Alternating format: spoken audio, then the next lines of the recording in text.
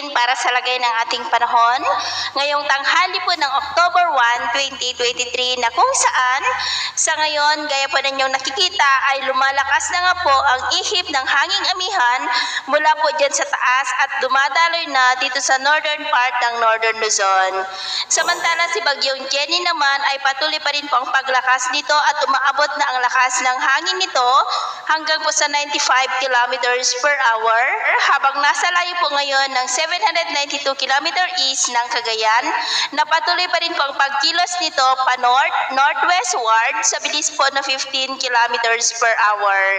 Posibleng lalakas pa po yan into typhoon category habang lumalapit po sa mga isla ng extreme northern Luzon,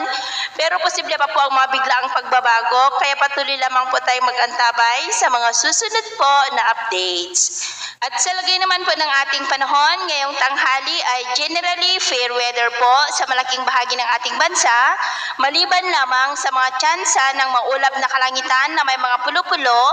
na mahinang pag-uulan sa ilang bahagi po ng Cagayan, Central Luzon, Metro Manila, Calabarzon, Legazpi, Leyte, ilang bahagi ng Mindoro provinces, pero dahil po sa habagat ay may mga isolated with at times heavy rains. Diyan po sa may Palawan, ilang bahagi ng Western Visayas, Zamboanga Peninsula,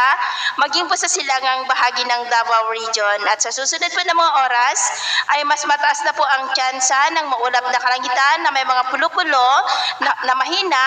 hanggang po sa may katamtaman ng mga pag-ulan sa malaking bahagi na po ng ating bansa. Kaya kung lalabas tayo sa ating mga tahanan,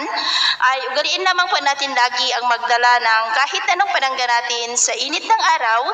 at proteksyon na rin po sa mga biglaang buhos ng ulan. At sa atin naman pong mga baybayin, wala naman po tayong nakataas na gale warning signals, pero iba yung pag-iingat lamang po kung papalaot tayo